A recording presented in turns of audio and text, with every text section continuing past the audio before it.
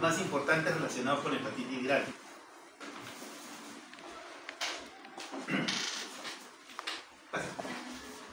En una revisión, últimamente se han compilado todo lo que viene a ser los reportes sobre hepatitis viral a nivel mundial, y ha salido un documento que lo he puesto en la bibliografía, que es de la OMS. Es un documento de cerca de 60 páginas, una cosa así, que va a ser la lectura obligatoria. Entonces, y que básicamente los puntos clave que resume el documento son estos. Miren, relacionado con hepatitis viral, ¿no? Lo primero es que tenemos actualmente, cuando se habla de hepatitis virales, tenemos una gran disponibilidad de herramientas efectivas, como vienen a ser las vacunas, tratamientos asequibles para hepatitis B y cada vez más asequibles para hepatitis C, ¿no? Con costos que cada vez están disminuyendo. Y eso es cierto, ¿ya? Hace 6, 7, 8 años, cuando hablábamos de tratamiento de hepatitis C, estábamos hablando de tratamientos del orden de los $80.000, más o menos, ¿no? Ahora están mucho más baratos, ¿no? Un tratamiento de 3 meses actualmente está entre $6.000 a $8.000, ¿no? Que es, o sea, pese a que sigue siendo muy costoso, puede ser manejable, ¿no? Un automóvil cuesta $12.000. Entonces, entre un automóvil y tu tratamiento que te cure, yo creo que vamos a escoger lo segundo. O sea que es manejable para una persona de clase media, media alta, tal vez, ¿no? Sin embargo, el Estado también está comprándolo, con todos los dolores de cabeza que tiene, pero lo está comprando y los precios cada vez van más en descenso. O sea, en ese sentido es bastante promisorio el tratamiento de la hepatitis C. Perdón, de la hepatitis C. Después, hay modelos innovadores de atención. Actualmente ya el tratamiento en los tratamientos pangenotípicos para hepatitis C son tan sencillos de llevar que pueden ser manejados en un servicio de atención primaria de salud. En el caso de hepatitis B, de igual manera se maneja como el VIH, ¿no? Existen países que ya han logrado grandes hazañas, por ejemplo Egipto, que ha erradicado prácticamente la hepatitis C, ¿no? Y otros países que están en vías de ello. Sin embargo, tenemos también una alta carga y mortalidad persistente por hepatitis B y C, que más o menos causan 3.500 muertes diarias. 254 millones de personas viven con hepatitis B, que es mucho más de las que viven con SIDA. 50 millones viven con hepatitis C, que también es mucho más de las que viven con SIDA a nivel mundial, ¿no? Y actualmente tenemos 6.000 infecciones diarias por estas enfermedades. O sea, que es algo hablando a nivel mundial. Hay una baja cobertura de diagnóstico y tratamiento todavía, ¿no? Principalmente en países pobres, ¿no? O de ingresos medios. Entonces, pero eso tiene que irse corrigiendo. Después, el tema de la vacunación, ¿no? Ya se sabe de la protección que ofrece la vacunación para recién nacidos. O sea, el niño nace, si es hijo de una madre con hepatitis B, ponerle la dosis 0 va a ser protectora, ¿no? Y ahora dentro del esquema nacional de vacunación, por ejemplo en el Perú, a todos los niños que nacen se les pone la vacunación contra hepatitis B, la dosis 0, ¿no? Después le ponen a los 2, 4 y 6 meses, eso está dentro del esquema nacional. Sin embargo, en muchos países esto todavía no se ha implementado. ¿Hay financiamiento insuficiente? Ciertamente, ¿no? Más se tiene preocupación por coberturar VIH, por ejemplo, que lo que viene a ser hepatitis B o hepatitis C. Bueno, y se ha establecido algunas metas, y las metas del 2030 probablemente sean actualmente muy difíciles de alcanzar. Entonces, esa es una situación que más o menos tenemos en cuenta con respecto a el panorama global de las hepatitis, principalmente B y C, que son las que son las más transmisibles, ¿no? ¿Ok? Entonces, esta es la proyección que se tiene para lo que viene a ser, vamos a ir viendo. Pasa. Bien. Tendencias de la incidencia y mortalidad de hepatitis B del 2015 al 2030. Miren, ha ido disminuyendo. En el 2015 no había tratamiento. Ahora ya hay tratamiento. hacia el 2025, miren, se ha reducido casi a más de la mitad, pero todavía sigue prevalente. Estamos hablando de una prevalencia de 1, ¿no? 1 en 1.000.000, lo cual es alto, ¿no? Pero se quiere buscar disminuir a esa prevalencia hacia el 2030. Esas son las metas que se han establecido para lo que viene a ser hepatitis B. Igual para hepatitis C, ¿no? Actualmente ya hay tratamientos pangenotípicos y los tratamientos pangenotípicos ofrecieron ya este gran cambio hacia el año 2022. Comenzaron a desarrollarse y la tendencia es que vayan disminuyendo. Sin embargo, siguen habiendo infecciones. Entonces, esa es una situación que hay que tener en cuenta. Acá vamos a ver, por ejemplo, la incidencia y mortalidad por hepatitis B y C a nivel global para lo que viene a ser las diferentes regiones en el mundo. Vamos a abocarnos principalmente a las Américas. 8.000 nuevas infecciones anuales, 176.000 nuevas infecciones por hepatitis C anuales, número de muertes causadas por hepatitis B, 20.000 en Latinoamérica, en las Américas, perdón, y para hepatitis C, 38.000. Entonces, son cifras todavía alarmantes.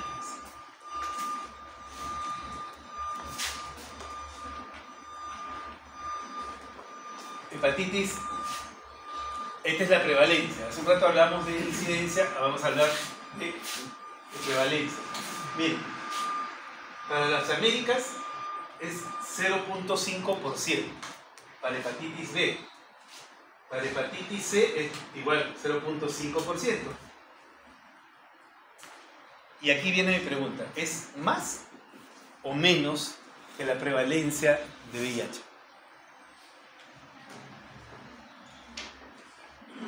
Es la misma pregunta que le hice al otro grupo y no me contestó. ¿Es más o menos? ¿Cuánto es la prevalencia de VIH?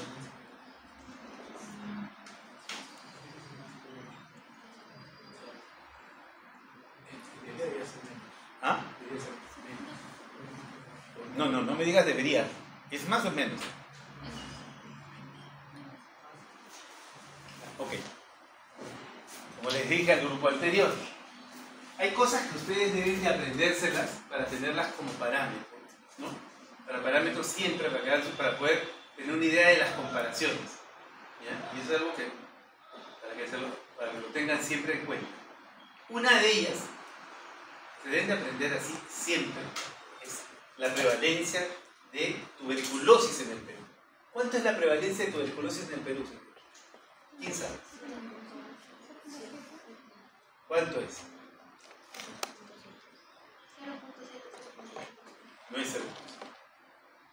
La prevalencia de tuberculosis es 100.000 por 100.000 habitantes. La prevalencia de tuberculosis oscila entre 80 y 100 por 100.000 habitantes. Esa es la prevalencia de tuberculosis. ¿Ya?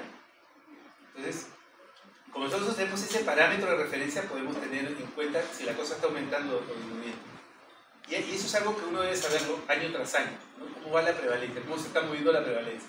O es un indicador que nos dice cómo está la situación de salud en el país. ¿Ya? No lo deben de olvidar, por eso les preguntan. Usualmente se lo preguntan en el ENAM. Usualmente se lo preguntan y lo deben de saber, ¿no? No se les perdona que no lo sepan. ¿Ya? Es como al contador, tú le preguntas cuánto es los contadores al comienzo de año siempre tienen que aprenderse cuál es el valor de la unidad impositiva tributaria, ¿no? Ustedes también, pero los contadores más, ¿no? Si no saben el valor de una unidad impositiva tributaria, mejor que salte por esa baranda, ¿ya? Porque de eso viven, ¿no? Y ustedes también deben de saberse eso. ¿Cuál es la prevalencia de tuberculosis en el Perú? Otro valor que, para tener referencia, es la tasa de mortalidad infantil, pero bueno, no voy a meterme en temas pediátricos. Pero otro punto que deben de saberse también es la prevalencia de VIH en el Perú, en la población, ¿no? Que también tienen que saberlo, porque también es un parámetro de referencia, ¿no? Porque si aumentara, nosotros diríamos que estábamos pasando de una situación una situación focalizada a una situación endémica. Entonces, y si disminuye, estaríamos bien. Y entonces ustedes deben saberlo, ¿no? Entonces tienen que investigar. Porque, por ejemplo, ahorita yo les digo que estamos en 0.5 de 0.5% y ustedes no saben decirme si es más o menos que lo que alguien me ha hecho. Están en un problema porque no van a saber responder. Y si se los pregunto en el examen, no van a saber respondérmelo. Y van a perder sus 5 puntos y no van a sacar sus 20. Y no van a tener su puntito. Entonces, tienen un problema serio.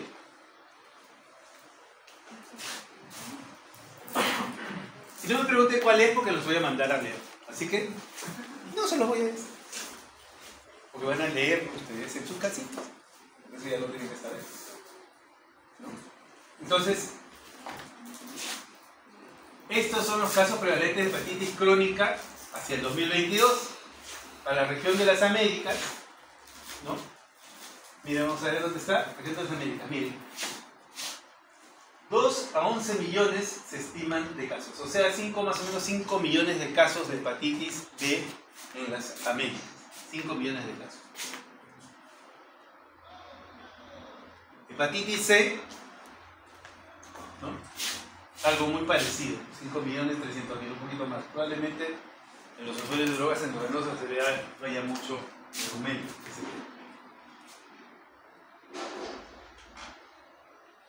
Cobertura, esta es otra situación importante. Otro número que también deben de saber. Miren, cobertura de la primera dosis de hepatitis B en los infantes. Hace un rato hablábamos y decíamos que tenemos que poner la primera dosis de vacuna de hepatitis B a los infantes, ¿no? Apenas nacen, para poder disminuir las tasas de prevalencia de hepatitis B, ¿no? Eso es importantísimo, la primera la dosis 0. Ok, entonces la dosis 0 es importantísima, ¿no? Entonces, cuando hablamos de coberturas de vacunación, ¿ya? Cuando hablamos de coberturas de vacunación, hay un número mágico, que es el número 65. ¿Ya? O sea, por encima de 65, ¿no? Mis coberturas de vacunación, podría decirlas que están mejorando. Por debajo de 65, realmente mi cobertura es catastrófica. ¿Ya? Si tú me dices que la cobertura de vacunación de cualquier vacuna está por debajo de 65, ¿no? De cualquier vacuna que sea del programa nacional, entonces yo te digo, oye, ¿sabes qué? Saca al ministro que no está funcionando, ¿ya? No está trabajando. Entonces, si ustedes están en su posta y su cobertura de vacunación de su posta está por debajo de 65, están en un problema, ¿ya? Están en un problema serio, ¿no? O sea, en cualquier momento les aparece un brote y, ¿no? Y la van a pasar mal. O sea, su cobertura de vacunación siempre tiene que estar por encima de 65, que es el número mágico. ¿Ya? Región de las Américas, 65. O sea, estamos en el descuento, ¿no? Tercera dosis, cobertura de tercera dosis, 83%, más o menos, ¿no? Pero la primera dosis, pues ya al nacer, estamos en 65. Quiere decir que no estamos vacunando lo suficiente, ¿no? Tenemos que mejorar ese número. ¿Ya? Miren Europa. Europa siempre ha sido una catástrofe para vacunar, una catástrofe. Que no lo creo, pero bueno, ¿no? O sea, cobertura de primera dosis de hepatitis era las primeras dosis de nacer. Perú está entre 80 y 89%, ¿no? Perú está ahí. Brasil, estamos como Brasil, estamos como Colombia, ¿no? Perú, Brasil y Colombia, ¿no? Pero el que gana siempre es la tripa, es Chile, ¿no? Chile, Dominicana también tiene buenos niveles. Pero Chile tiene más de 90%. Es lo que nos pasa Haití, mira, Haití está blanco. Está blanco, ¿no? Está blanco. Así. Porque no tiene nada. Entonces, Dominicana sí, Haití está. Entonces, ¿qué sucede? Entonces, se tiene que mejorar, ¿no? Se tiene que mejorar esas cosas. No estamos tan mal, ahí dice 89%. Pero gana Chile, pues. Gana Chile. Aparte tienen a Gareca. Bueno, no hemos mandado a la gente para que los active.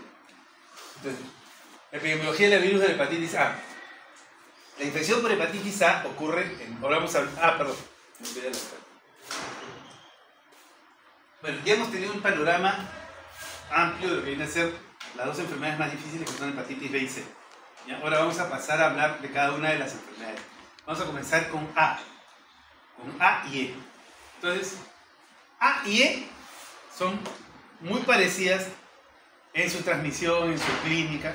Van a haber algunas cosas que van a ser resaltadas cuando hablemos, pero casi son muy parecidas. En la transmisión es fecal-oral. Las dos son fecal-oral. Entonces, A y E son fecal-oral. Las dos hacen cuadros agudos. A diferencia, la E, algunos serotipos de la E pueden desarrollar cuadros crónicos. En la A, no. Las dos pueden hacer cuadros fulminantes, en poco porcentaje pueden hacer. ¿Ya? Entonces, son cosas que vamos a tener bien claras cuando hablemos de A y E. Comencemos por A. La infección por A ocurre en todo el mundo con una incidencia de 1.5 millones y 11.000 muertes anuales. El virus de hepatitis A se transmite por vía fecal-oral, frecuentemente en países con malas condiciones de higiene y saneamiento. En países con alta seroprevalencia, la mayoría de las infecciones ocurren en niños pequeños y son asintomáticos, jóvenes y adultos sin anticuerpos protectores son vulnerables a brotes y formas más graves. O sea, es una enfermedad que se da predominantemente en niños y jóvenes, ¿no? En países de altos ingresos, la seroprevalencia es baja, porque tienen un buen saneamiento, se puede decir. Pero estos compadres, cuando viajan a zonas endémicas, ¿no?, por comer en la calle, ¿no?, o comer en lugares de dudosa saneamiento, o por contacto sexual, podrían infectarse de hepatitis A o E. ¿Ya? Entonces, ¿qué es lo que generalmente le sucede a las personas que vienen a hacer turismo, ¿no? Hacen turismo gastronómico, ¿no?, y van a lugares donde no recomendados son, ¿no? Entonces pueden contagiarse de hepatitis A, o tienen turismo sexual y se contagian de hepatitis A, ¿no? La transmisión nosocomial es rara, pero si en un hospital aparecen casos de hepatitis A, entonces ese hospital tiene un problema serio de lavado de manos, ¿ya? ¿Entienden? ¿Ok? Por no decir otra cosa, ¿ya? Entonces ahí hay que tener cuidado. A es un virus tipo RNA de la familia Picornaviridae, ¿ya? Es estable a bajo pH y a 60 grados lo destruyes. Cualquier método de esterilización es bueno para anular A, ¿no? Por eso les digo, si hay A en el hospital es porque son cochinos, ¿no? Eso es otra cosa, no saben, no hay un buen manejo de excretas, ¿no? Ese es un problema. Acá lo tenemos al virus A. Lo que hay que identificar es un RNA monocatenario, ¿no? Básicamente, ese es el genoma del virus, para que lo conozcan, ¿no? No vamos a profundizar en eso. Esta patogénesis es prácticamente copia de la patogénesis de E. ¿Ok? Es prácticamente, las dos son copiadas, básicamente. El virus replica en intestino delgado, ¿no? De ahí migra al hepatocito, al hígado, por vía porta. Replica intestino delgado, por vía porta al hígado, ¿no? El lugar donde mayormente se va a replicar es en el hepatocito. ¿Por qué se dirige al hígado? No sabemos, es poco conocido. La replicación es seguida de excreción del virus, que involucra formación de vesículas en el hepatocitos, ¿no? Y durante la infección aguda, la viremia y la excreción viral fecal del virus aparecen a los pocos días de la infección. O sea, me infecto con hepatitis A, ¿no? Hago el cuadro de hepatitis y prácticamente por heces estoy eliminando el virus constantemente. La viremia típicamente persiste hasta la aparición de síntomas y la excreción del virus en heces permanece por 1 a 2 semanas luego. Estando con síntomas de 2 semanas más allá, voy a seguir teniendo excreción de heces, de virus por heces. Por eso es altamente contagiante. O sea, si tengo una persona con hepatitis A, debo de controlar la transmisión por excreta, ¿cierto? ¿No? Okay. Hay que tener en cuenta eso, ¿no? Y debo de incrementar mis medidas de lavado de manos y todas esas cosas. Y si está en el hospital, con mayor razón. Porque si no, hasta el interno se enferma, ¿no? La respuesta inmune predominantemente es en base a anticuerpos neutralizantes. Y lo que vamos a ver es una elevación de IgM en la primera etapa, y luego vamos a tener una elevación de la inmunoglobulina G, ¿no? Entonces, miren, la caída de la inmunoglobulina M se da en 4 a 6 meses, o sea, persiste largo tiempo, ¿no? Y en el caso de la inmunoglobulina G, persiste de por vida. O sea, el que le dio hepatitis A, lo tiene de por vida. ¿Puede donar sangre? Sí, puede donar sangre, ¿ya? Porque ya está curado, ¿ya? ¿Entiendes? Bueno, doctor, me dio hepatitis A de niño y me han dicho que no puedo donar sangre. ¿Quién te lo dijo? No, entonces ya averigüen quién se lo dijo para... Pero ya ustedes entiendan que es hepatitis A, estoy hablando de hepatitis A, no estoy hablando de todas las hepatitis, ¿no? Entonces, ¿ok? El rol protector de la inmunoglobulina A en heces aún no ha sido definido. Pues si excreta por heces, entonces vamos a tener un poco útil, porque yo vería.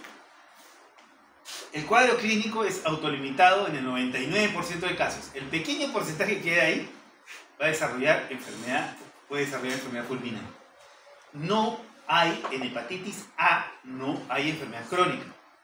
O es aguda, o piña tú, fulminante, ¿no? Pero no hay enfermedad crónica.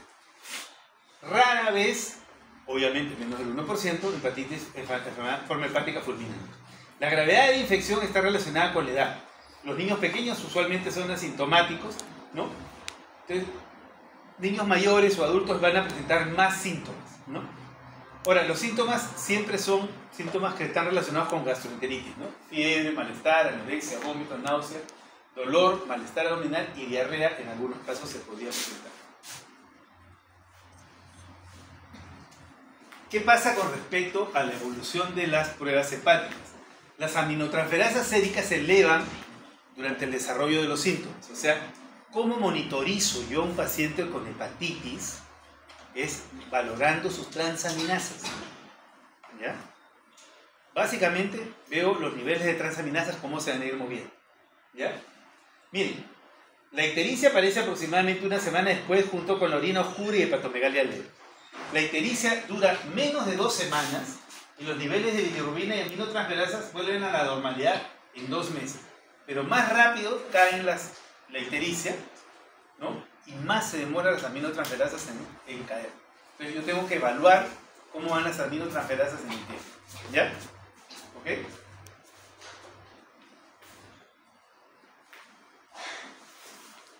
Los niños mayores y adultos suelen ser sintomáticos durante varias semanas, ¿no? El periodo de incubación de la hepatitis A es de 15 a 50 días, ¿no? Es una enfermedad que además se hablaba de los 40, así como algunas enfermedades científicas son los días 7, estas son de los 40. 40 días previos, 40 días de enfermedad y 40 días de convalecencia, ¿no? Más o menos para tener una idea de cuánto tiempo es el que tengo que monitorizar al paciente, ¿no? Los síntomas prodrómicos incluyen fatiga, malestar, náusea, vómito, fiebre, dolor en el cuadrante superior derecho, seguidos de orina oscura, deposiciones pálidas, o sea, acolia, o hipocolia o apolia, prurito ictericia en algunos casos. Pero lo característico es la coluria, ¿no? Y la acolia, ¿no? Las deposiciones blancas, ¿no? Eso o sea, si la mamá, el papá es observador, les va a decir, doctor, me llama la atención que las deposiciones de mi hijo han perdido su color normal. Uno conoce el color de sus deposiciones, ¿no? Entonces, y en el caso de cuando hay hepatitis, ¿no? Hepatitis A, lo que vamos a ver es de que prácticamente las deposiciones son blancas, ¿no? Tienden a tener un color cremoso, ¿no? Que llama la atención, ¿no? Y lo otro es la coluria, ¿no? Entonces uno le pregunta al paciente y el paciente también nota que su orina, ¿no? ha aumentado el color, se vuelve intenso, ¿no? Entonces tú te preguntas, ¿orinas como la Coca-Cola? Y te dicen sí, ¿no? Y eso es algo que se ve, ¿no? La ictericia del paciente, pregunta, ¿dónde se evalúa la ictericia? Abajo de la lengua. Debajo de la lengua. Es debajo de la lengua. Acuérdense eso. Cuando evalúen un paciente ictericia, que levanten la lengua y la evalúan debajo de la lengua. Las escleras pueden confundir, ¿ya?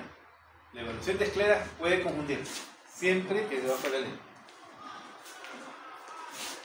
Ahora, pues si está amarillo patito, ya no tienen necesidad de color.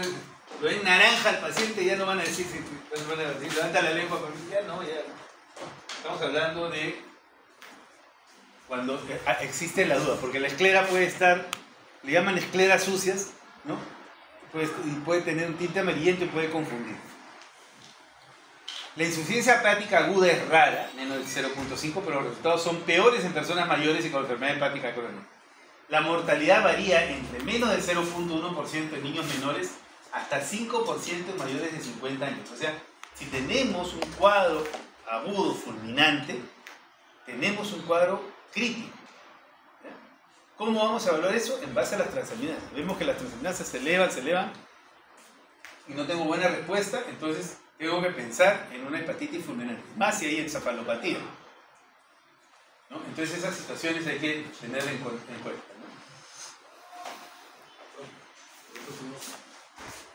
Martes, tenemos un paciente que tiene 60 años, 10 años atrás de hepatitis A y otro infectarse parece hepatitis A.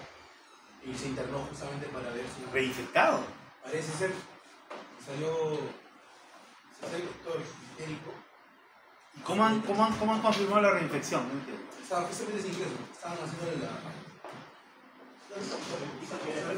Salió con hepatitis A. Es un del chino. El señor es chino, tiene 60 años. Tanto día acá en Perú. Trabaja en un sauna. Y come, de su casa, trae comida en su casa, ¿no? Pero... ¿Será? Se ha reinfectado. Salió que sí era hepatitis A, pero estaban viendo si había elevación de determinadas. ¿Y por qué no es él? Bueno, ya, ok. Claro, puede ser, ¿no? Ok, pero me llama la atención, ¿no? Porque reinfección de A, algo no está muy claro. Pero de todas maneras, está en investigación. Sí, pensar en eso.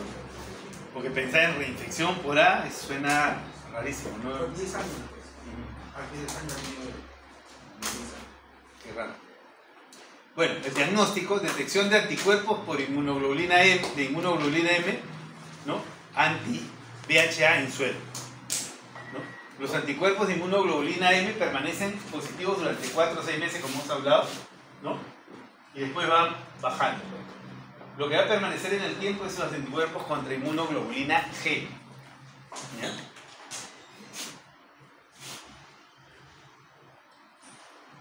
Las personas vacunadas con hepatitis A, los anticuerpos pueden aparecer 2 semanas después de la vacunación y los títulos nunca son tan altos como de infección natural, ¿no? Con infección natural los títulos son altísimos. Por vacuna son elevados, pero no son tan altos, ¿no?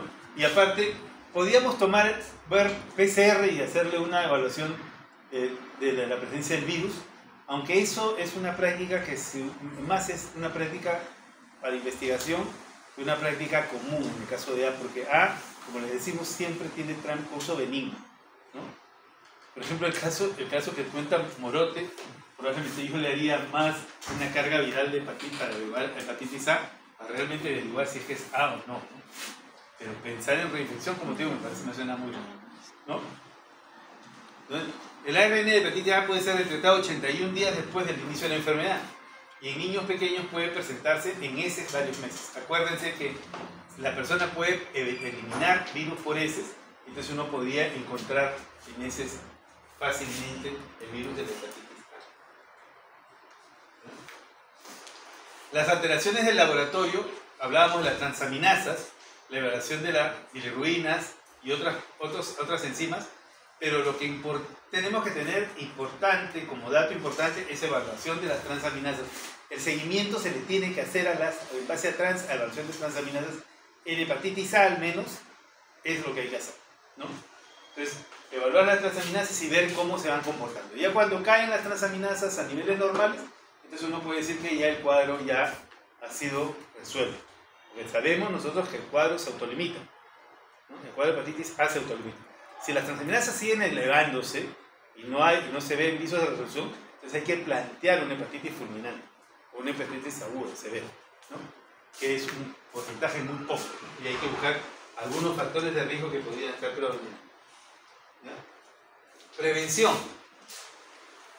Puede persistir en ese, ya hemos hablado, en aguas residuales. La infección puede prevenirse mediante el lavado de manos, calentando los alimentos o desinfectándolos, con eso bastaría.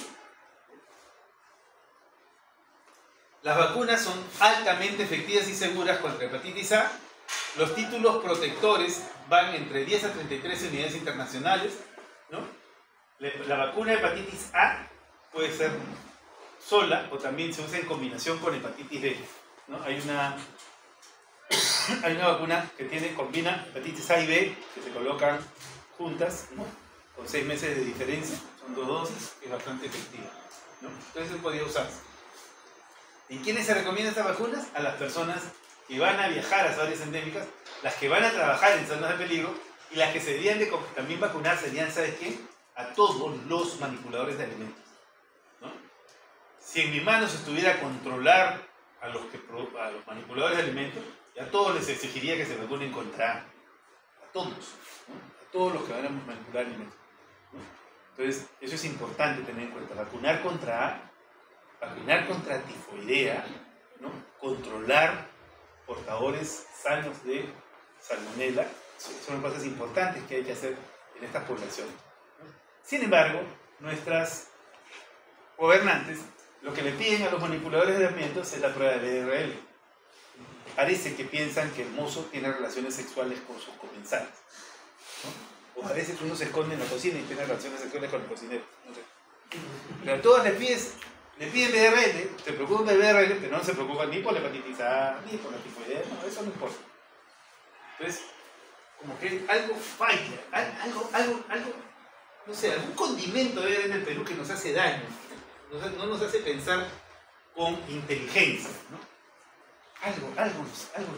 Eso tenemos. Si cambiamos ese condimento, probablemente le echamos mucha paprika a la comida, ¿no?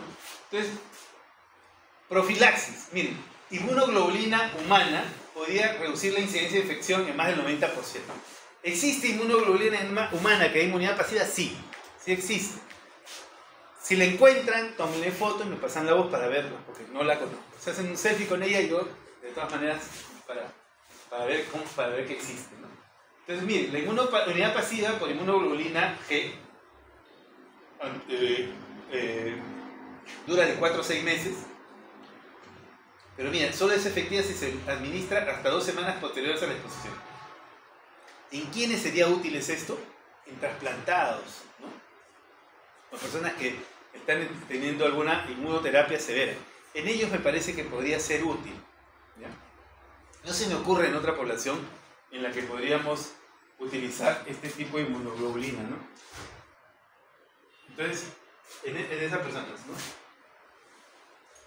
Aparte que es muy difícil encontrarla. Encontrarla es particularmente complicado, ¿ya? Ahora vamos a hablar de hepatitis E, ¿ya? ¿Qué tenemos con respecto a hepatitis E? Miren, la hepatitis E es la hepatitis E y la hepatitis delta. E y delta son 2 tipos de hepatitis que están presentes, pero que nadie las investiga, ¿no? Siempre las dejamos de lado y las investigamos al final, ¿no?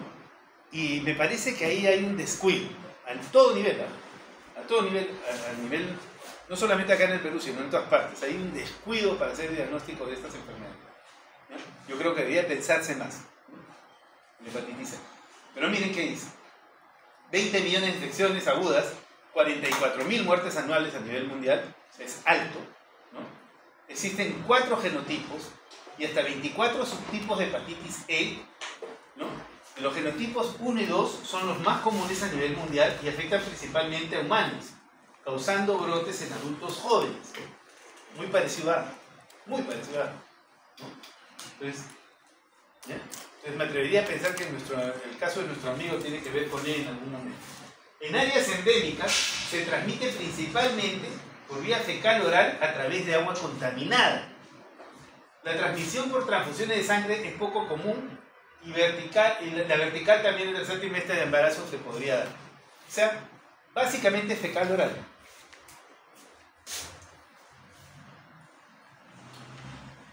¿Qué tenemos con respecto al virus? La hepatitis E es un virus del género Epevirus de la familia Epeviridae. Y lo he escrito bien. ¿Ya? No me he equivocado. Se los estoy aclarando para que no piensen en herpes virus y no piensen en la familia herpes viridae. Estoy poniendo bien claro Epevirus. No hay R acá al medio, y acá tampoco hay R. Entonces, Epevirus de la familia Epeviridae. ¿Ya? ¿No? Que es una familia específica para virus E. ¿Ya? Mucho cuidado con eso, porque en la lectura, por leer rápido, pueden cometer errores. Más si están en un examen. No está relacionado con ningún otro tipo de virus conocido. ¿Ya? Hay el virus porcino, el aviario, que serían los más cercanos, pero no están muy relacionados. Es poco estable al calor y a los 60 grados se elimina, igual que A, ¿no? Se elimina fácilmente con el autoclavado, al calor y todo. Acá lo tenemos al virus E, que es también un RNA virus, ¿no? Entonces, y está su genoma. Hasta el tamaño parece. En el caso del E, hay una transmisión zoonótica importante que se está investigando. Miren, se estiman 2 millones de infecciones anuales en Europa, principalmente en adultos mayores. A diferencia de A, la infección crónica se ha reportado en los genotipos 3 y 4. Ya decimos, el 1 y 2 son los más frecuentes, pero el 3 y 4 podrían estar asociados a infecciones crónicas por él. A no tiene infección crónica, ¿no? Entonces eso hay que tener en cuenta. Ahora, miren, acá vamos a ver distribución de hepatitis E. Y acá en verdecito tenemos zonas endémicas y zonas altamente endémicas. Entonces, en las zonas endémicas de E tenemos en Latinoamérica, Brasil, Perú, Chile, Argentina. Bolivia nunca tiene información, o yo pensaría que tiene todo, ¿ya? Entonces aquí los países que tienen información de hepatitis. Estados Unidos también, miren. Y miren cómo es altamente endémico. Transmisibilidad, ¿no? En más del 25%. México. África, para variar, África. Toda Asia, ese chinito yo pensaría que tiene E, ¿ya? Entonces toda Asia tiene E, ¿no? De alta transmisibilidad. Entonces allí hay que tener en cuenta, ¿no? No hay que ser que haya tenido E en el pasado y después ha tenido A. Y se lo apostaría, no sé qué médico está ahí en tu grupo, pero no pensaría. Patogénesis, inmunidad. Pero valiente, ¿no? Mándalo a Loaiza, nosotros no podemos. Patogénesis, inmunidad. Luego del ingreso fecal, miren, es igualito a. Luego del ingreso fecal oral, la replicación se realiza en el intestino y de ahí va al hígado por vía porta. La replicación es análoga a hepatitis A, lo que hemos hablado hace un rato. En animales infectados, la injuria hepática coincide con la disminución de antígenos de E en los hepatocitos. Eso se ha visto en animales, no en humanos. La viremia en sangre y la excreción fecal del virus se establece en 2 semanas y se prolonga hasta 2 a 4 semanas del establecimiento de síntomas. Es pintiparado como hepatitis A, ¿no? Está todo igualito. Entonces, ¿no? Solamente que uno demora 2 semanas y acá demora 4. Este como que se prolonga más, pero hay que pensarlo, ¿no? Hay que pensar en esa posibilidad. Esta tablita nos habla de las similitudes y las diferencias entre uno y otro. Miren, picornavirus epevirus, fecal oral, fecal oral. Este es para el llancista, mira. Hepatitis A, 15 a 50 días. Hepatitis C, 2 a 6 semanas. Todo el mundo decide es diferente. Si multiplican 2 por 7 sale 14. Si multiplican 6 por 7 sale... ¿Cuánto? 42. 42. Se parece mucho, ¿no? 15 a 50 y el otro 14 a 42. Es prácticamente igual, no hay ninguna diferencia, ¿no? Los síntomas casi indistinguibles, autolimitada, pero, dice acá, puede ser grave en embarazo o cirrosis. A diferencia, acá, autolimitada sin progresión de enfermedad crónica. O sea, no tiene progresión de enfermedad crónica. Grupos de riesgo, niños adultos, acá los grupos de riesgo mismos. Inmunodeprimidos, cirrosis y embarazadas. Tasa de mortalidad 0.5, menos de 0.5 en casos agudos, acá 0.5 a 3 en población general, 25% en embarazadas en el tercer trimestre, peligrosísimo en embarazadas. Infección crónica no se ha descrito en inmunosuprimidos, generalmente genotipos 3 y 4, anticuerpos, ¿ya? Los dos se diagnostican por anticuerpos y por dominancia de gen. A tiene vacuna, E no tiene vacuna. El tratamiento sintomático en los dos casos. Acá han usado ribavirin lo usan para todo, nunca funciona para nada. Entonces, prevención, vacunación, higiene y saneamiento. Acá hay higiene y saneamiento. Distribución mundial. Y acá es endémico en Asia, África, Medio Oriente y en América Central, o sea, América. Entonces ahí tenemos más o menos algunas similitudes y diferencias de alguien. Entonces, para que revisen. ¿Ah?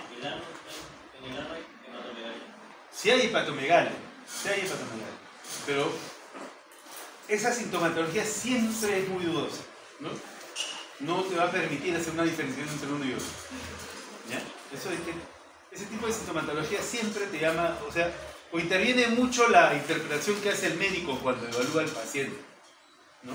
Entonces, y no te mueve a un descarte, ¿verdad?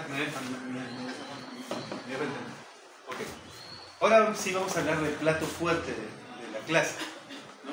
Este es el plato fuerte de la clase, la hepatitis B, ¿ya? Este es el señor, ¿no? Entonces, miren, quiero que identifiquen al virus. A, E, delta, C, todos son virus RNA. Este señor, que es hepatitis B, es DNA. ¿Ya? Todos son cadena simple. Este es un DNA de cadena circular. Es B. Estamos hablando de B. Ahora, esas son cosas que hay que entenderlas, ¿no? En cuanto a las características del virus, ¿no? Miren, es una vuelta y un poquito y media casi, ¿no? Casi cadena doble, ¿no? ¿Qué es lo que vamos a ver? Pues es un DNA virus. O sea, ¿qué cosas vamos a tener que identificar? Porque que vamos a identificar cuando hablemos de B. Algunas cosas importantes es el antígeno de superficie, que es la proteína de superficie, que es importantísima. Otra cosa que tenemos que identificar es estas proteínas de acá adentro que están como bolitas en un hexágono, que son las proteínas de core que van a guardar al DNA viral.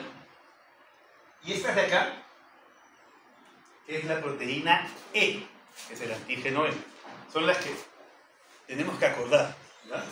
Entonces, S, E y las proteínas del core que van a permitirnos funcionar, van a funcionar como antígenos. De todas, probablemente la más importante sea S, porque S, la proteína S, nos va a permitir varias cosas. La primera es que nos va a permitir identificar la condición de cronicidad del paciente, ¿no? O de agudeza o de cronicidad. O sea, cuando hay antígeno, recuérdense bien, cuando hay antígeno S, estamos hablando de que haya enfermedad, puede ser aguda o puede ser crónica, cuando hay antígeno S, ¿ya? Entonces es importante tener en cuenta, ¿no? Entonces, eso es uno. El antígeno S también sirve para lo que viene a ser vacunas, ¿no? Porque las vacunas se elaboran en base a el antígeno S, ¿no? Se produce de manera industrial, o sea, por el cultivo celular se produce el antígeno S y de eso se elaboran las vacunas. O sea, Es importante para las vacunas. Después nos indica cronicidad, ¿verdad? Y la tercera situación es que S, ¿no?, va a formar parte de la estructura viral del virus delta. Como vamos a ver cuando hablemos de delta, ¿no? O sea, el virus delta, para sobrevivir, necesita que esté el antígeno S presente. ¿Ya? ¿Ok? Por eso es importantísimo eso. El antígeno E, ¿ya?, es un antígeno que se va a producir, ¿ya?, que se va a producir cuando hay una viremia intensa. Voy a ponerle volumen porque ahorita debe venir la amiga que no me paga. Este ya no me escribió.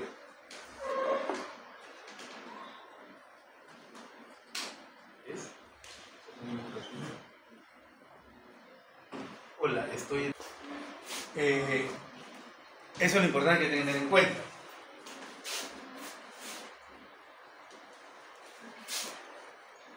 Bueno, entonces, en cuanto a la epidemiología de B, ya lo hemos dicho, se estima que 3.5% de la población mundial, es decir, 257 millones de personas, tienen infección crónica por el virus de hepatitis B. Se estima que 3 millones se producen de nuevas infecciones al año. Se calcula que el hepatitis B es responsable de más de 300.000 muertes cada año, carcinoma hepático y cirrosis hepática incluidas.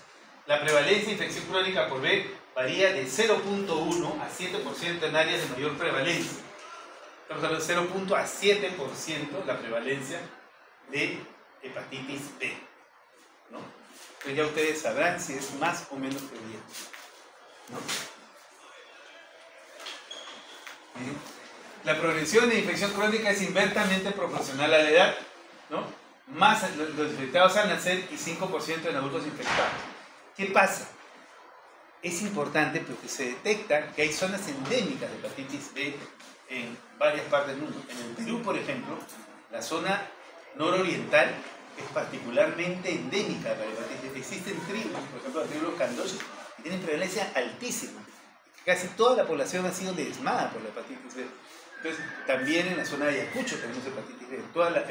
En la zona del Obrae tenemos hepatitis B endémica. O sea, es importante que nosotros tengamos una campaña muy fuerte de vacunación para evitar de que siga habiendo hepatitis B en nuestro país, ¿no? La incidencia de infecciones por transfusiones ha disminuido. Eso es por el trabajo en banco de sangre, entonces no hay problema. Áreas de alta prevalencia, ¿no? Hay transmisión horizontal, especialmente en niños pequeños. Áreas de baja prevalencia, ¿no? La transmisión es principalmente por relaciones sexuales sin protección y uso de drogas inyectables. ¿Ya? ¿Ok? Hay que tener en cuenta ese detalle, ¿no? Zonas de alta prevalencia, hay niños. Zonas de baja prevalencia, es más sexual. Entonces, en el Perú, las dos cosas se ven, ¿no?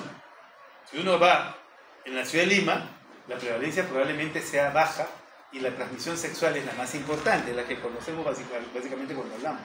Pero si nos vamos a estas zonas donde yo les digo, ahí tenemos transmisión infantil muy importante.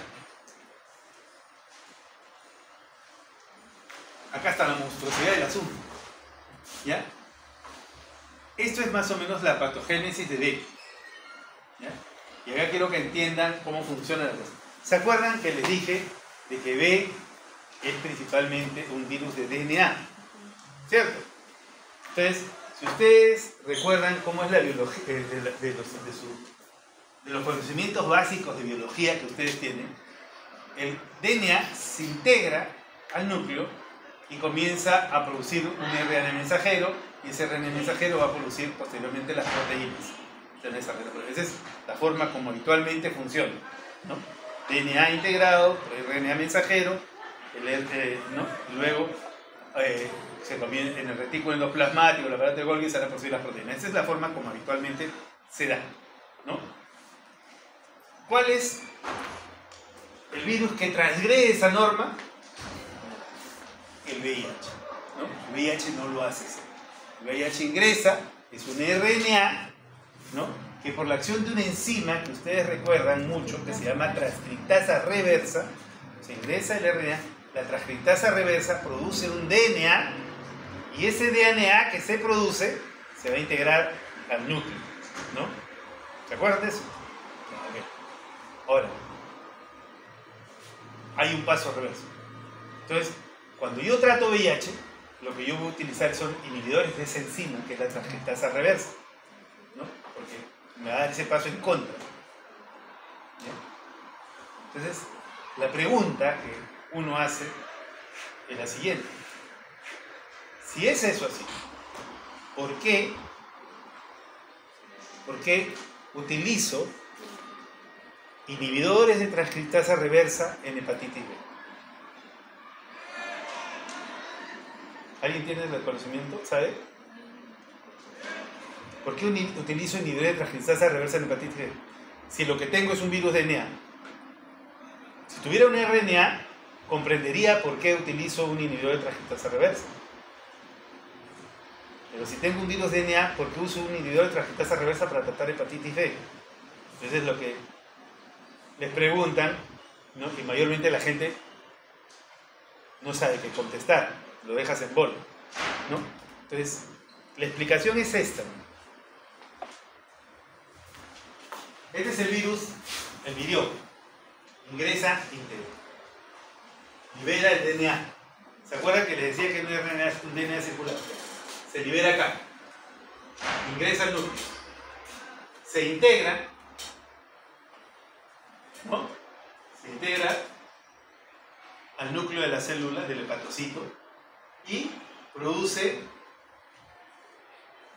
un RNA mensajero y produce un pregenoma de RNA mensajero.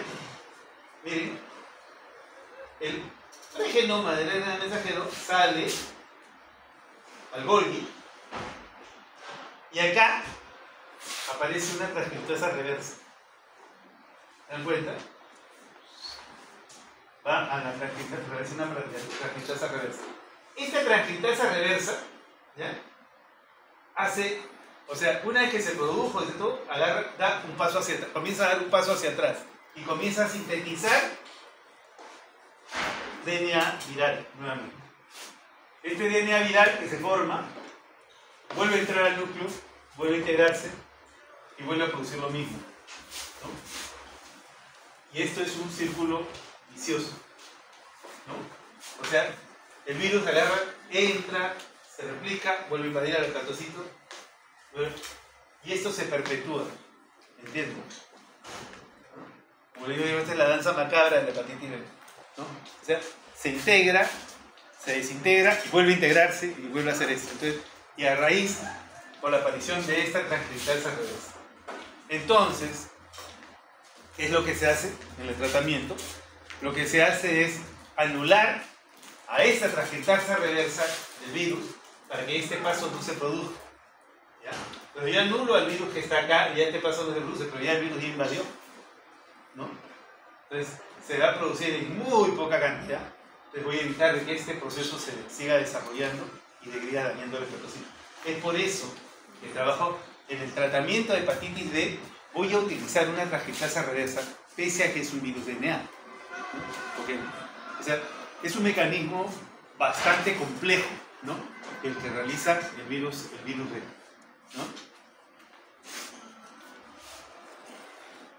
Entonces, vamos a tener esa situación y cada vez que haga esa situación va a haber una gran producción de partículas virales. El periodo de infección aguda por B. Ahora, el B, dado eso, el B tiene una variedad de manifestaciones clínicas, ¿no? Tenemos todas. Tenemos la infección aguda, tenemos la infección crónica, tenemos la infección crónica reagudizada, tenemos la enfermedad fulminante y bueno, básicamente y finalmente va a producir cirrosis y cáncer. O sea, el virus B hace todo, ¿no? ¿No? Sí. Es muy agresivo, es un virus muy agresivo, ¿no? El periodo del B es de 1 a 4 meses, ¿no? Miren, un pródromo similar a enfermedad del suelo, seguido de síntomas como anorexia, náusea, hipertensión, un cuadro de hepatitis. 70% de los pacientes van a presentar cuadro subclínico anitérico. Es por eso que la mayoría de las personas que tienen hepatitis B se les descubre cuando se le hace un dosaje de antígeno. Le dosas el antígeno ese y ¡pum! Sale positivo. Oye, tienes B. ¿Pero cuándo? Si yo nunca he tenido hepatitis. Si has tenido, solamente que no te has dado cuenta, porque ha pasado subclínico. ¿no? Puede ser más grave en pacientes coinfectados con otros virus. Como vamos a ver luego, el virus B se coinfecta con cuánto virus hay, con C, con Delta, con VIH, con todo se coinfecta. Entonces es altamente agresivo. Los síntomas y la ictericia suelen resolverse en unos 3 meses, pero algunos pacientes experimentan fatiga prolongada o de por vida muchas veces, ¿no? La insuficiencia hepática fulminante es rara, 0.1 a 0.5% de casos. Y se cree que está relacionada por lisis. O sea, hay una gran replicación y podría producir una insuficiencia hepática grave.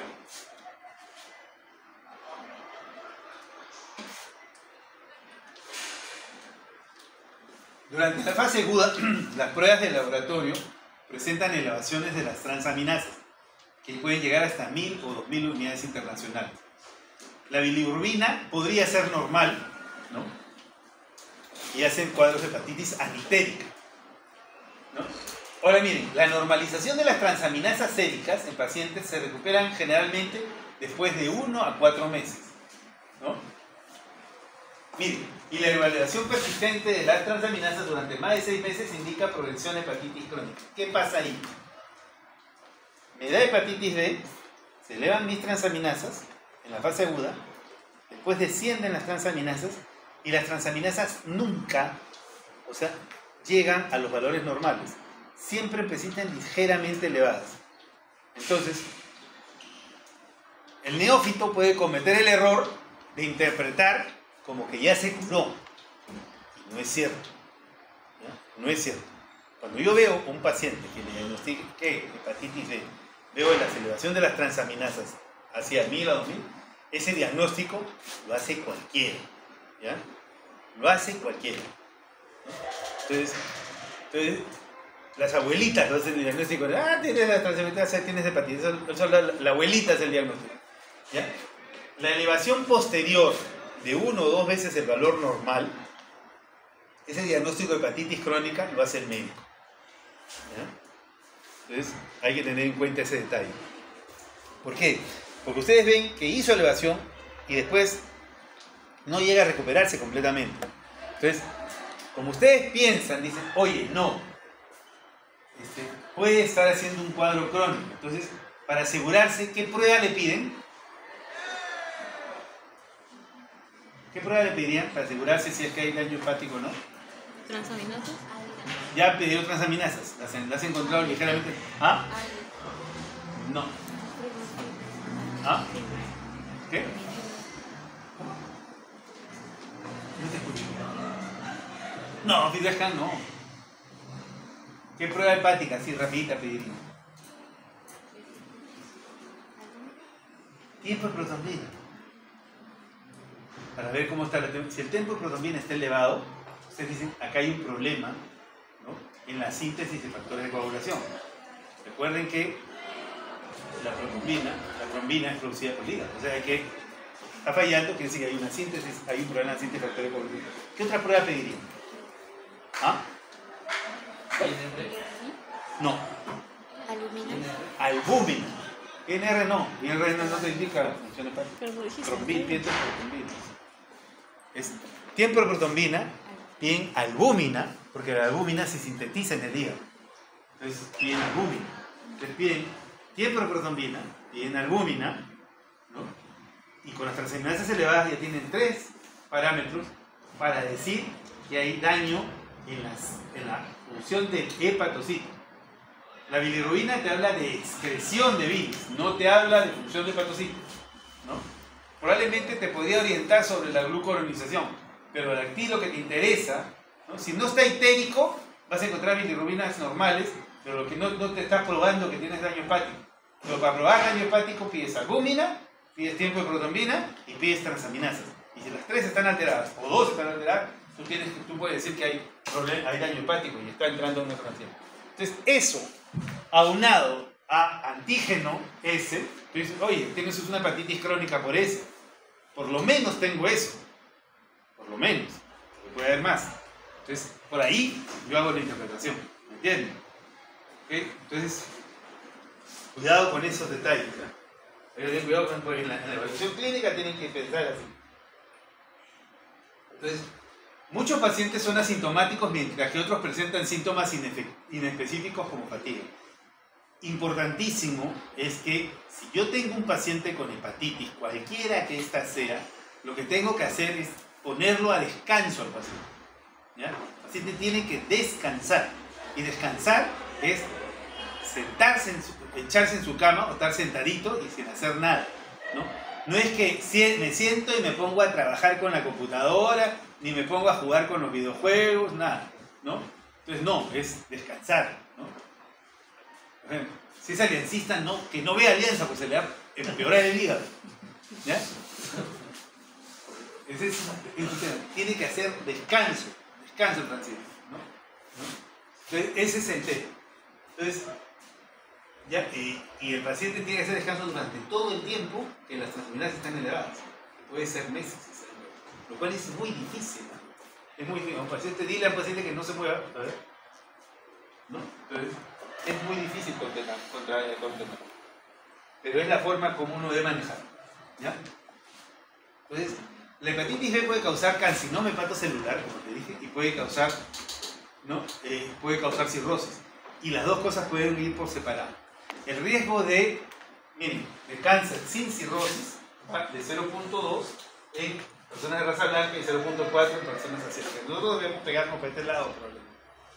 El riesgo anual de cáncer hepático con cirrosis es más del 2%. ¿No? La carga viral está asociada con la progresión y la transformación maligna. ¿Ok? Entonces, si estamos hablando de carga viral elevada, entonces actualmente, gracias a Dios, tenemos tratamiento. Entonces, al paciente se le debe dar tratamiento apenas que nosotros, que tenemos sospecha de que el paciente esté entrando a la transmisión. En la etapa aguda, no. Pero en la etapa crónica, sí. Tratamiento tiene que darse, ¿ya?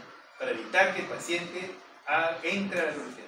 Y el tratamiento, como ustedes han visto, que es un círculo de replicación perenne, porque no voy a eliminarlo, entonces es de por vida.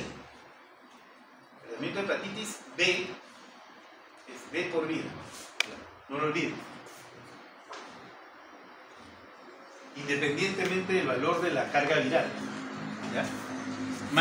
Eso ya ha cambiado. Ahora, la norma técnica, sí, la norma técnica dice 50.000 cosas, pero es más vieja que nada. ¿Ya? Entonces, es más vieja hablando de 7 a 8 años. O sea, ¿no? Nosotros estamos hablando de lo que se está viendo ahora, ¿no? Entonces, actualmente a todos los pacientes le damos tratamiento, ¿no? No nos fijamos ya mucho en la carga viral, le damos tratamiento, ¿no? Extrahepáticas manifestaciones ocurren en el 10% de los pacientes con B debido a complejos inmunocirculantes, poliarteritis nodosa, nefropatías, glomerulonefritis, anemia plástica. La coinfección, acá, coinfección B con C ocurre en 10 a 15% de los pacientes con hepatitis crónica, cirrosis o cáncer hepático. O sea, esa coinfección B con C es de frecuencia. B con VIH es muy frecuente, ¿no? Entonces, pero B con C, el paciente tiene mucho riesgo de hacer cáncer hepático, carcinoma hepatocelular. Otra grafiquita que tienen que aprendérsela de memoria. ¿Ya? Acá, ¿cómo vamos a hacer? Vamos a ver acá la historia natural de B, ¿ya? En un paciente que se curó. ¿Ya? Acá están los meses y está la concentración de los niveles de detección. Lo primero que vamos a ver es lo primero que vamos a ver es antígeno S, ¿ya? El antígeno S que nos indica la condición de enfermedad de los pacientes, ¿no? Miren, inicialmente el antígeno S se va a elevar, ¿no? Y va a decaer, si el paciente resuelve la enfermedad, va a decaer en un promedio de 5 a 6 meses, va a decaer el antígeno S. Y una vez que decae, va a aparecer el anticuerpo contra S, ¿ya? Va a aparecer el anticuerpo contra S. Va a aparecer el anticuerpo contra S aquí mismo, el anticuerpo contra S. ¿Ya? Entonces, el anticuerpo contra S nos indica, y la caída del antígeno completamente, nos indica que la persona ya ha resuelto prácticamente la enfermedad. ¿Qué otra situación vamos a tener importante? Miren, otra situación importante que vamos a tener es el antígeno E.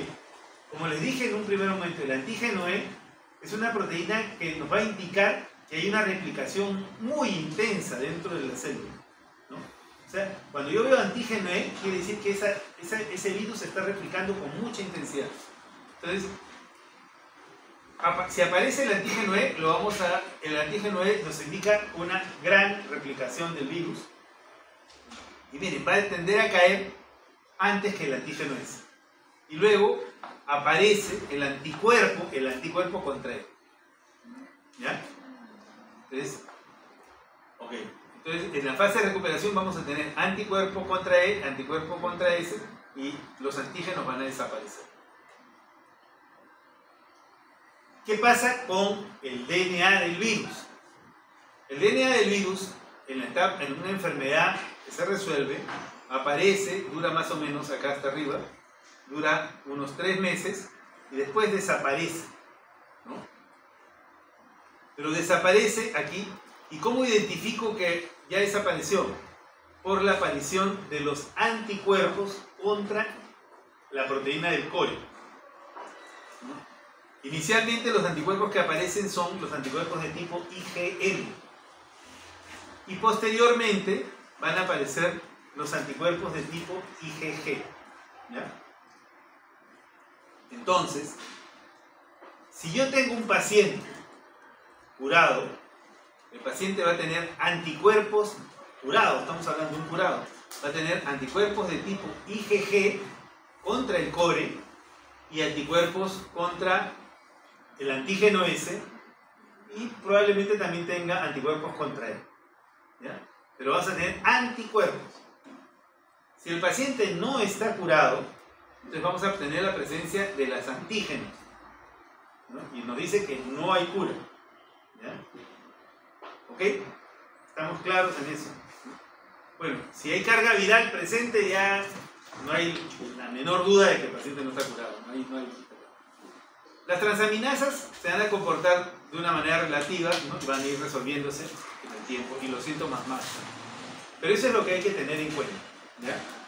Por eso es que es importante que ustedes tengan en la mente este gráfico.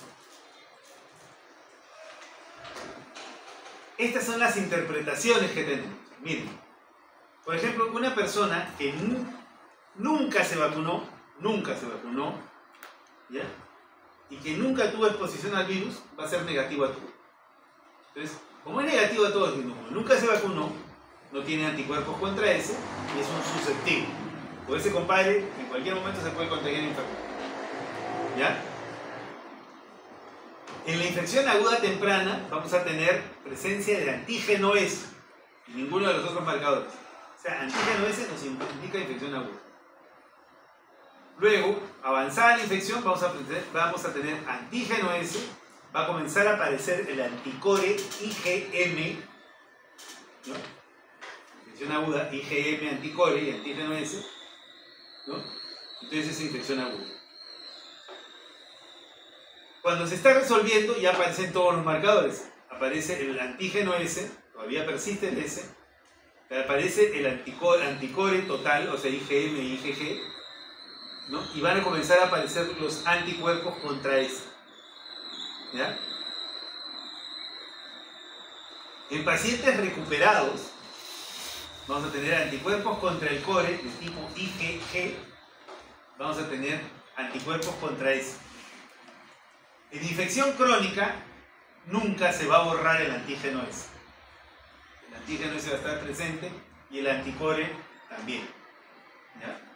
El anticuerpo. Los inmunes por enfermedad, o sea, me dio la enfermedad y me curé, voy a tener anticuerpo contra ese. Me dio la enfermedad y me curé, voy a tener anticuerpo contra ese y voy a tener anticuerpo IgG contra el core. ¿Ya? Es decir, inmune por enfermedad. El vacunado No tiene por qué tener anticore, no tiene por qué tener antígenos de ningún tipo y solamente tiene que tener, el vacunado, solamente tiene que tener anticuerpos contra ese. ¿Ya? Porque en la vacuna lo que yo le pongo es antígeno ese para que desarrolle anticuerpos contra ese. El vacunado tiene anticuerpos contra ese, no tiene nada más. ¿Ya? Si la persona tiene anticuerpos contra ese y tiene anticore, ese es un curado.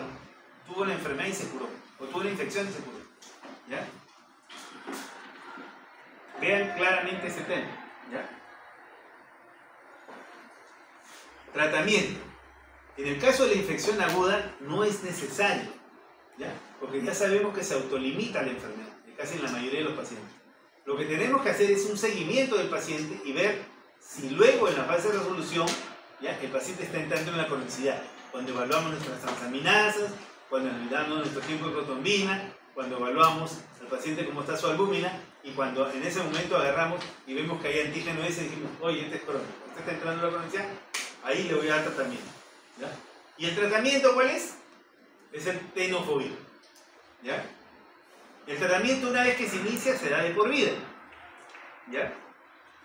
El objetivo del tratamiento es reducir el riesgo de cirrosis y cáncer hepático en la persona al suprimir la replicación del virus B, cuando hemos hablado de la inmunopatogénesis, ¿no?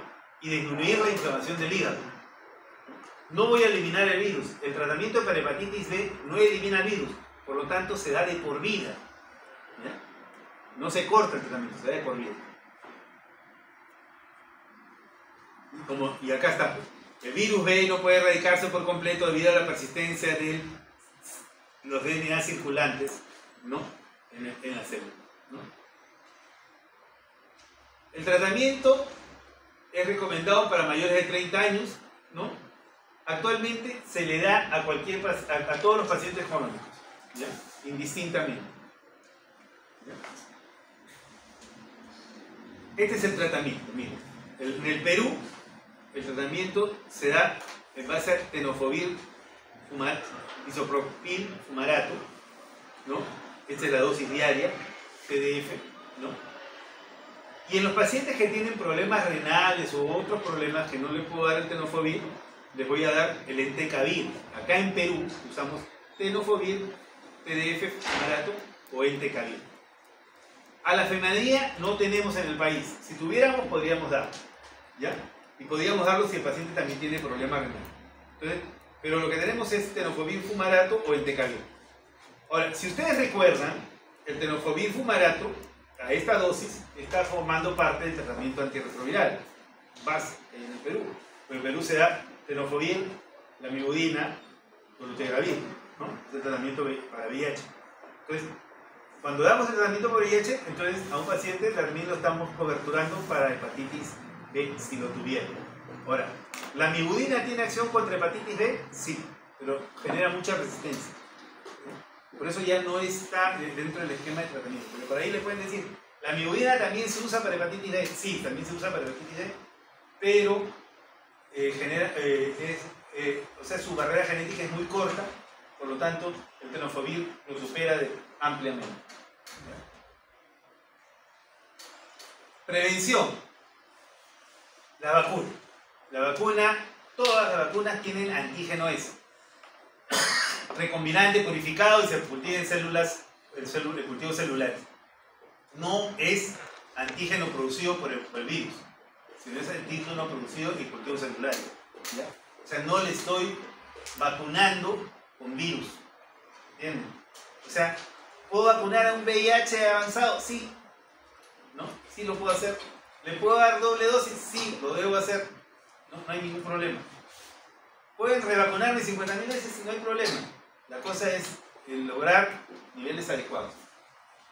El esquema nacional, ¿ya?, el esquema nacional involucra, en el caso de niños, 4 dosis. La dosis al nacer, apenas nace dentro de las 24 horas, se le pone una dosis, que es la dosis 0 de hepatitis B, y luego al niño se le pone en el mes 2, en el mes 4 y en el mes 6. Ese es el tratamiento, es la vacunación para el niño, para los niños acá en el Perú. Entonces, 0, 2, 4, 6, son 4 dosis, no son 3 dosis. A veces le dicen, son 3 dosis. No, mentira, son 4. 0, 2, 4, 6. Son 3 dosis, 4 dosis. ¿Ya? ¿Okay? Hay que tener en cuenta ese detalle. Porque también les pueden sorprender con eso. ¿Okay? En los adultos que no se han vacunado, o sea, ustedes, por ejemplo, antes de entrar a los hospitales les dijeron que se vacunen 3 dosis, ¿no? También con 2 meses de diferencia, ¿no? Es un esquema adecuado. Pero si por algún motivo no se han vacunado y necesitan vacunarse rápido, entonces pueden haber esquemas acortados de un mes, sí.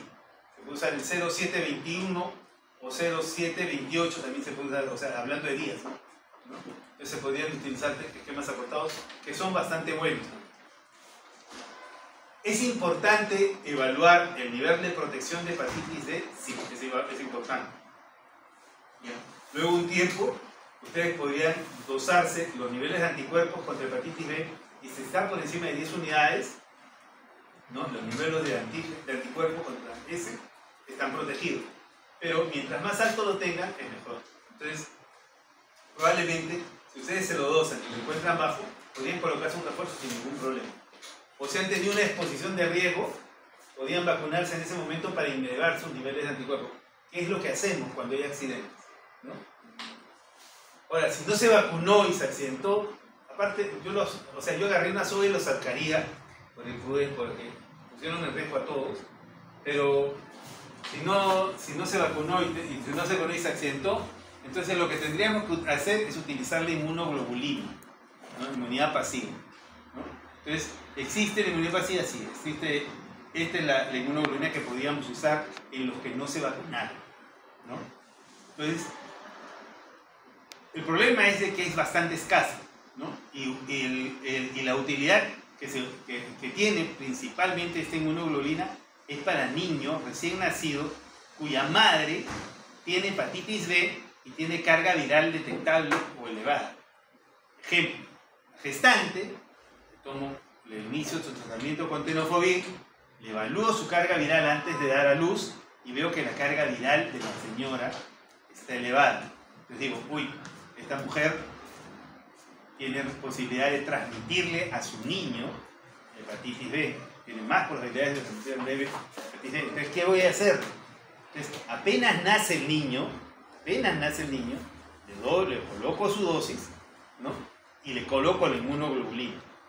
Eso sería en ese grupo de personas, ¿no? O sea, principalmente para eso se utiliza la inmunoglobulina para ver. Entonces, eso hay que tenerlo en cuenta, ¿ya? Si es que tengo yo una gestante, o sea, y para eso tengo que estar preparado, ¿no? Porque si tengo la gestante, la estoy controlando, le estoy dando tratamiento, le doso la carga viral y veo que la carga viral hay carga viral, o sea, más o menos un mes antes de que da luz, ¿no? Le doso la carga viral y veo que la carga viral está elevada. Entonces yo digo, esta mujer me puede transmitir la hepatitis viral leve, entonces tengo que buscar la inmunoglobulina para poderle poner al nacer al bebito y evitar que el bebé se pueda infectar. Entonces es importante tener en cuenta, ¿no? Ese es el manejo adecuado. ¿Ya? Ahí voy a poner un paréntesis, porque la gente, ¿no? A veces viene la obstetriz, o viene el interno, o viene el médico. Doctor, tengo un escenario 3, un escenario 4. Cuando me dicen, me da ganas de ahorcarlos. ¿Qué cosa es un escenario 3? Un escenario 3, estamos hablando de un teatro, ¿no? Los teatros son los que tienen escenario. Preséntame al caso para comprender la situación, ¿ya? Entonces me dice, oye, ¿es esto? Entonces yo, ya, ok, entonces hay que hacer esto, ¿no? El tema de los escenarios lo utiliza la norma técnica. Y a veces yo no le digo norma técnica, sino le digo norma trágica, ¿ya? La norma trágica. ¿Qué pasa? Doctor, este no es un escenario 3, parece que es un 4. O sea, dame el caso, dime el caso, ¿qué tengo acá? Y yo te digo qué tengo que hacer, ¿ya? Entonces hay que ser claros. O sea, su clínica, señores, su clínica es lo más importante. Su conocimiento de fisiopatología es lo más importante, ¿ya? No le digo qué hago con los escenarios, porque es una grosería, pero lo que tienen que hacer es manejar bien su clínica, entender lo que tienen ahí delante suyo, si es una gestante con carga viral presente, si es una gestante que tiene tenofovir que le han dado, si no le han dado nunca tenofovir, si no se ha vacunado, si está vacunada, si le han puesto refuerzos, no le han puesto, en base a eso, interpretar lo que tienen delante, ¿ya? Y ante la duda, pongan la inmunoglobulina y busquen la inmunoglobulina al paciente y no salgan a correr a las 8 de la noche a llamarte donde sea, doctor, no tenemos inmunoglobulina, ¿y qué cosa quieres? ¿Que me vuelva anticuerpo? Entonces ese es el tema. Ya renegué. Virus delta. El virus delta es un virus defectuoso, ¿no? Requiere la presencia del antígeno S para ensamblaje y excreción del virus. Los pacientes están coinfectados con B y delta o pueden portar el B y estar sobreinfectados con delta. Existen las dos situaciones. La coinfección, donde los dos virus están activos en el hepatocito, y la sobreinfección, donde no está activo el B y tiene antígeno S y se ha montado el delta y está produciendo una superinfección. Se estima que hay 250 millones de individuos antígeno S positivos a nivel mundial, de los cuales 5 a 10% están coinfectados con delta. ¿Ya? ¿Ok? ¿Sí? Es un tema importante. Como les dije hace un rato, los dos virus de hepatitis más olvidados en el mundo son el virus de la hepatitis E y el virus de la hepatitis delta. ¿Por qué? Porque nadie los investiga. Nadie busca hepatitis E ni nadie busca hepatitis delta, ¿no? Y en su mente solamente está A, B y C, A, B y C. Pero delta y E como que se olvidan. Y es mea culpa de todos nosotros, ¿ya? Entonces hay que pensar en delta. Cuando tengo S y veo problemas en el paciente y no resuelvo, tengo que pensar en delta y pedir para delta, investigar, ¿no? Investigar anticuerpos para delta y con eso resuelvo el asunto. Y en el caso de ella, hemos hablado, ¿no? Caso del paciente Cavalier. Entonces, acá tenemos al virus delta, en esta gráfica. Entonces, RNA es un virus RNA que necesita del antígeno S para poder ensamblarse. Si no hay antígeno S, este RNA no funciona, ¿ya? Acá lo tenemos en microfotografía. Entonces, es importante esa situación, ¿no? Entonces, si yo tengo un paciente con hepatitis crónica, tengo presencia de S, ¿no? Ese paciente puede tener delta. Entonces, tendría que investigarlo siempre, ¿ya? Acá está el virus, ¿no? Acá está el ensamblaje con S. Y el virus como está ahí, ¿no? Entonces, eso es lo que tenemos con respecto a delta. Pero se encuentra en una alta prevalencia anticuerpos contra delta, miren, en Europa del Este, en Turquía, Rusia, los estados de la ex Unión Soviética, en el Pakistán, Mongolia, noroeste de América del Sur, varios países de África, Somalia, Kenia, Benín, Gabón. El genotipo 3 en la región amazónica está asociado con un mal pronóstico. El comportamiento sexual de alto riesgo está asociado con alta prevalencia de delta, ¿no? Y es cada vez más reconocido en poblaciones migrantes. Todo lo malo. Región amazónica, comportamiento sexual, poblaciones migrantes, noroeste de Sudamérica, ¿no? Noroeste de Sudamérica. Todo lo malo se juntó ahí. Como vamos a ver ahora.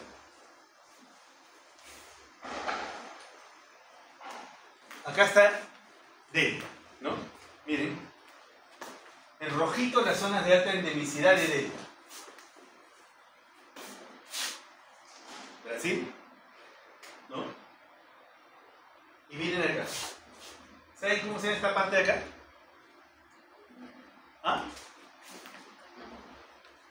Bueno, el canal de Panamá está un poquito más arriba. Antes del canal de Panamá, entre Colombia y Panamá, existe una zona que se llama la selva del Darién. Que le dicen, actualmente es famosísima, que le dicen el tapón del Darién. ¿Por qué es famoso?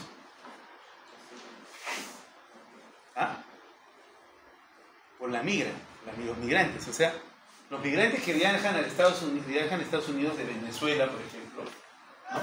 o también vienen a Brasil, ¿no? O vienen a Guyana, entran acá, a esta zona, ¿no? Que es la selva del Chocó, ¿no? Y acá van a entrar al Darién, a la zona del Darién.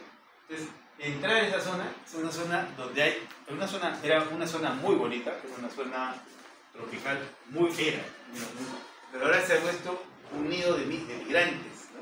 De migrantes. Entonces, ¿qué ha sucedido? Esa es una zona donde hay alta transmisibilidad de hepatitis delta, ¿no? Y ahí, como le dije, se juntó todo, ¿no? Se juntó la Amazonía, la alta transmisibilidad, ¿no? Tráfico de personas, todo lo demás. Entonces, ese es un gran problema, ¿no? Entonces, es un gran problema. El otro problema es Brasil. Entonces, en Sudamérica tenemos esos lugares donde puede haber delta, y no me llamaría la atención que nosotros comencemos a tener mayor incidencia de delta en nuestro país, porque los que no logran pasar ese tapón del Darién no se van a Venezuela, si no regresan a otras partes. O sea, ahí tenemos un problema muy serio. Ahí tenemos la coinfección, cuando las dos enfermedades coexisten, ¿no? Tenemos niveles elevados de inmunoglobulina M contra delta y niveles de virus de hepatitis, de antígeno S de hepatitis B, ¿no? Que luego van a disminuir, ¿no? Y después aparece, cuando se resuelve la enfermedad ya aparecen los anticuerpos, pero hay coinfección de las dos enfermedades.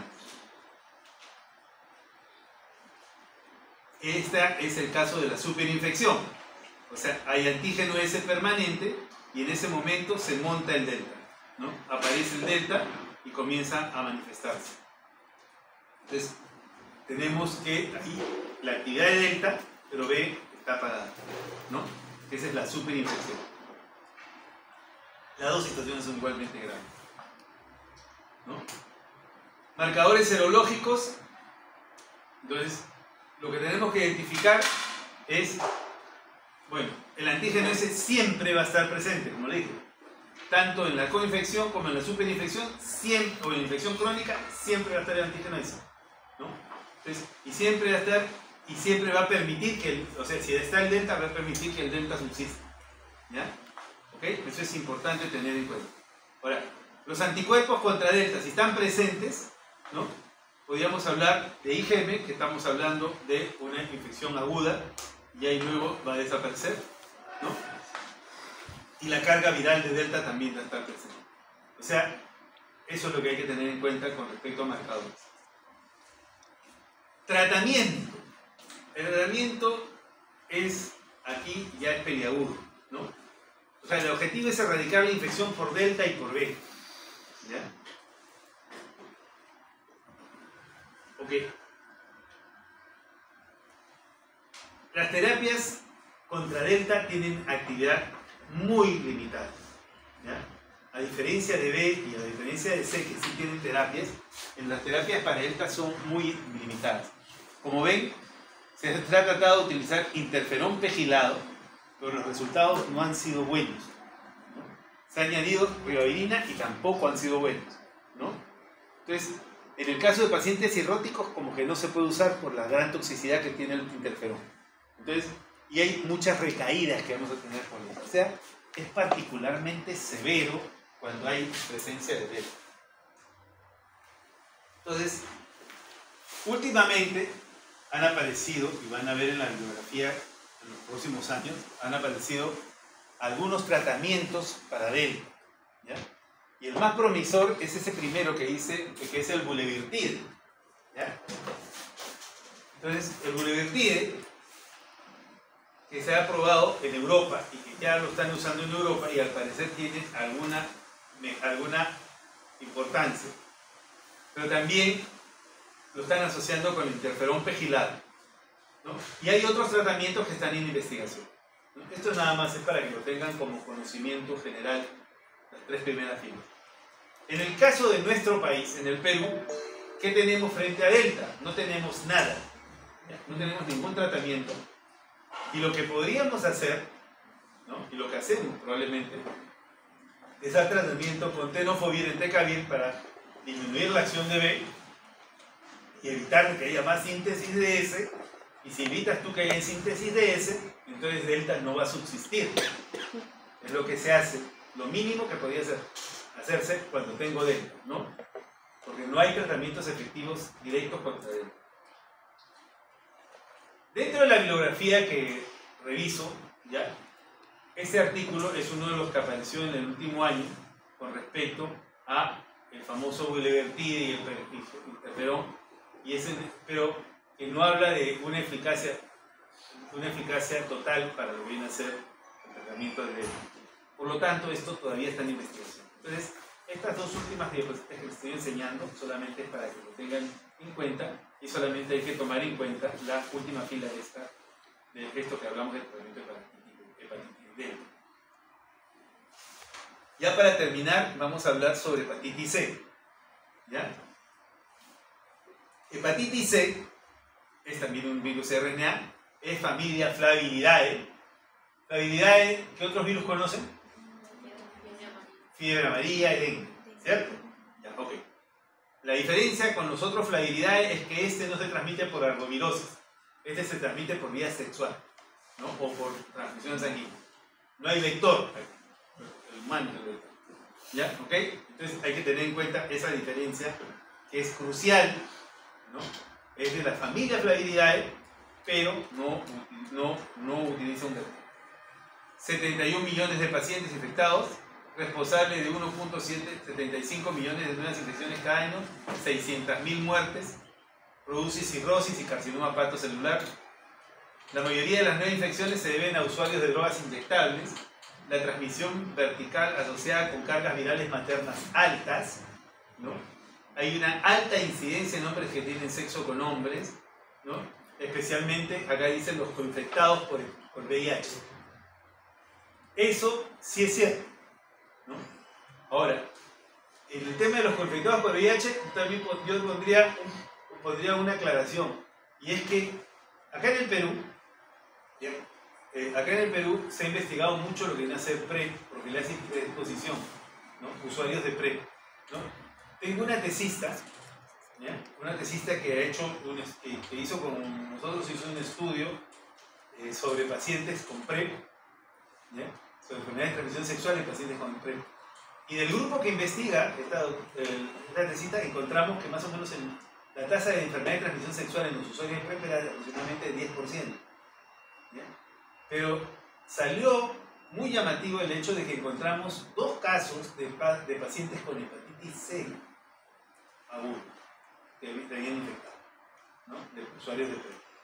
Lo cual nos indica que no es solamente en coinfectados con VIH, sino en grupos de personas que tienen hábitos promiscuos, ¿ya? Y hay que tener en cuenta ese detalle, porque C sí es un problema, sí llega a ser un problema serio.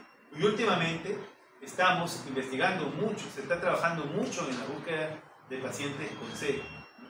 Entonces, tanto es así que probablemente la mayoría de los infectólogos que ustedes conozcan estén pidiendo pruebas con C en los últimos años. Y por ahí siempre sale alguna sorpresa. Las indicaciones, el tratamiento con hepatitis C es un tratamiento costoso. Actualmente, antes era muy costoso, ¿no? Antes estábamos hablando del orden de $80.000 mensuales, ¿no? Del tratamiento completo. Actualmente ya ha bajado, como dije, ya está entre $6.000 y $8.000. Es más tolerable, aún así sigue siendo alto, ¿no? La lista de espera que tenemos en el hospital más o menos tiene 70 pacientes.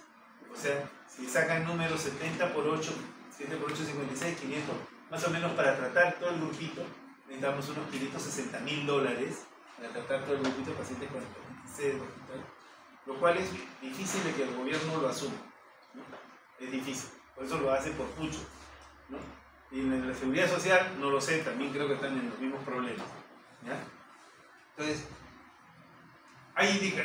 ¿se debería tratar a todos los pacientes? Sí, se debería tratar a todos los pacientes. ¿El tratamiento es curativo en C? Sí, es curativo. 12 semanas y cura la enfermedad. Indicaciones: personas con infección crónica por C, personas con fibrosis significativa que se deben priorizar, personas con cirrosis, coinfectados con VIH, personas que tienen insuficiencia renal. En ellos se utiliza alguna medicación diferente, que es el acalabrin, flunarizine, ¿no? Que es diferente al que usamos, que es el sulfurubir, el patavir, que es el tratamiento que hacemos nosotros actualmente en el país, ¿no? pero sí se puede usar, ¿no? Mujeres en edad fértil, gestantes, ¿no? Niños pequeños también se puede utilizar el sofosbuvir Velpatasvir, que es el tratamiento que utilizamos acá en el Perú. ¿Hay otras medicaciones? Sí, hay otras medicaciones, pero no las estamos usando acá. Entonces, los tratamientos, por suerte, ahora son pangenotípicos. O sea, hace 6 o 7 años, la misma clase, ¿no? Estábamos acá, hablábamos en la misma clase, y teníamos que enseñarle en la fisiopatogenia del virus todos los puntitos donde debería actuar los virus. Y se hablaban como si 7 o 8 diferentes tratamientos, por ejemplo. Entonces ahora la cosa se facilitó y utilizamos la primera que ven ahí, que es el sofosbuvir Velpatasvir, durante 12 semanas. Y el tratamiento es excelente, ¿no? Los resultados son muy, muy buenos, ¿no? Los otros son tratamientos que se podían también usar en el país, pero no son los que manejamos nosotros acá en el Perú, ¿ya?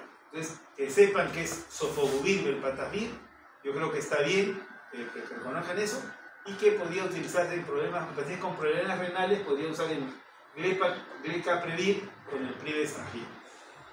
¿Ya? Ok. Esa es la bibliografía obligatoria. La lectura obligatoria es el capítulo 18 del Manso. Como les decía a sus compañeros del grupo anterior, hay que ponerse de acuerdo a ver qué día tomamos la prueba.